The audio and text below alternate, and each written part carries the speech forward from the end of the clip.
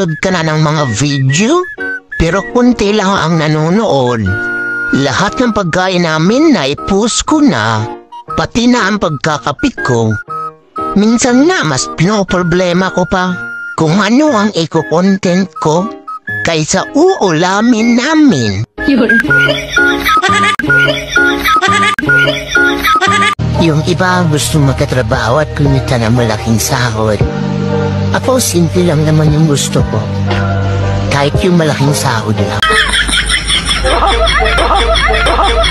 Iba talaga pag tumatanda na tayo no? Gusto na lang natin ng tahimik na buhay at mga 10 milyon, ganun.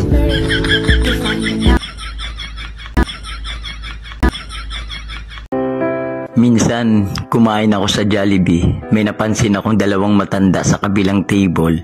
Grabe, ang sweet-sweet nila. Sinusubuan pa ng lalaki yung babae. Pinupunasan yung bibig, pinapainom ng tubig. Ang pinagtaka ko, hindi kumakain yung lalaki. Kaya napaisip ako, sana pagtanda ko, ganyan din ako. Yung forever na, maya-maya lang hindi ako nakatiis. Nilapitan ko. Tatay, alam nyo, nakaka-inspire kayo. Pag kumakain ba, nagsusubuan ba talaga kayo? Iho, iisa lang kasing gamit naming pustiso.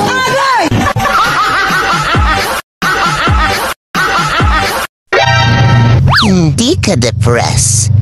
Hindi ka rin stress. At lalong, hindi ka rin malungkot.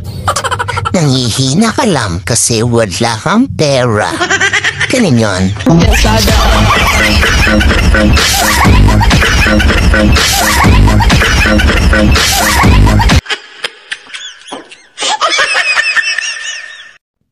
What if isang araw ng one day, mangyayari ang happening sa life ng buhay mo? Aabot pa kaya ng 1 week ang isang linggo? O baka naman ang 1 month ng isang buwan ay magiging 1 year kapag isang taon na? Don't waste the opportunity. At huwag mong sayangin ang oportunidad ng mga pagkakataon dahil New Year na ang bagong taon. Ito lang naman ay reminders ng paalala na dapat mong tandaan at always remember this. When you go down the street, use your eyes, then your feet. Little children, you should know, red is stop, green is go. Thank you. Alam mo ba, pag nalulungkot ka, nasasayang lang yung araw na dapat masaya ka.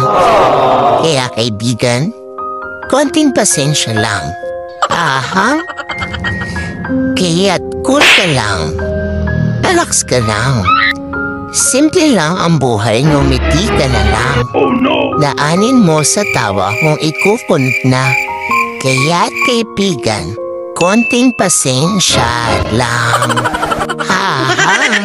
O, ba't nakanta ka? Okay ka na? Masaya ka na? Yee!